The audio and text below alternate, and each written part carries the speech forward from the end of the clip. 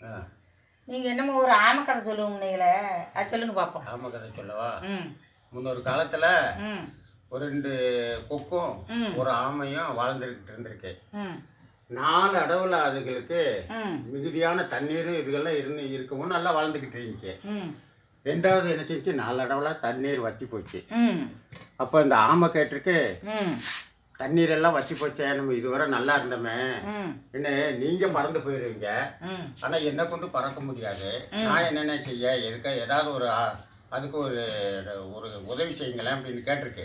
ஆ அப்போ அதுக்கு கொக்கு சொல்லியிருக்கு, அப்போ நாங்கள் சொல்கிறது மாதிரி நீங்கள் செய்யுங்கண்ணே, நம்ம 3 பேரும் பழைய போல் வாழ்ந்துக்கிடலாம் அப்படின்னு சொல்லி ம் ஆலோசிச்சிருக்கு. ம் ஆலோசிச்சு ஒரு கம்பு எடுத்திருக்கு. ம் கம்பு எடுத்து 2 கொக்குகளும் அங்கிட்டு இங்கிட்டு கவி பிடிச்சிக்கிருச்சான். ம் இந்த ஆமை சென்டரில் நீங்கள் கவி பிடிச்சிக்கிட்டு வாயை திறக்காமல் எங்கள் கூட வந்துருங்கன்னு சொல்லியிருந்திருக்கு கொக்கு.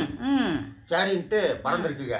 பறந்த உடனே நல்லா போயிருக்கு. ம் பத்தவான காட்டுக்குள்ளே போன உடனே ம் அங்கே ஒரு நரி இருந்திருக்கு. ம் அந்த நரி இந்த ஆமை எப்படி திங்கிறதுக்கு அதுக்கு ஆசை. ம் ஆமை தின்னு பொண்ணு அப்படின்ட்டு என்ன செஞ்சிருக்கு, ம் ஐயோ ஆமை பறப்பதை பாரு, ஆமை பறப்பதை பாருன்னு பயங்கர சிரிப்பு சிரிச்சு ம் இருந்திருக்கு. ம் இதுவும் சரி நம்ம வாயை திறந்தா கீழே விழுந்து இறந்துருவோமேன்னு நினைச்சு ஆமை ஆ ஒண்ணுமே வாயை திறக்காம போயிருக்கு. ம் மீண்டும் அது இப்போ கக்கலிட்டு சிரிச்சிருக்கு. சிரிச்ச உடனே ஐயோ நீ சொல்லுவதற்கு நீ யார் என்னை அப்படின்னு சொல்றதுக்கு வாயை திறந்திருக்கு. ஆ ஐயோ அந்த பரிணாமம் அப்படியே கீழே விழுந்து இறந்து போச்சான்.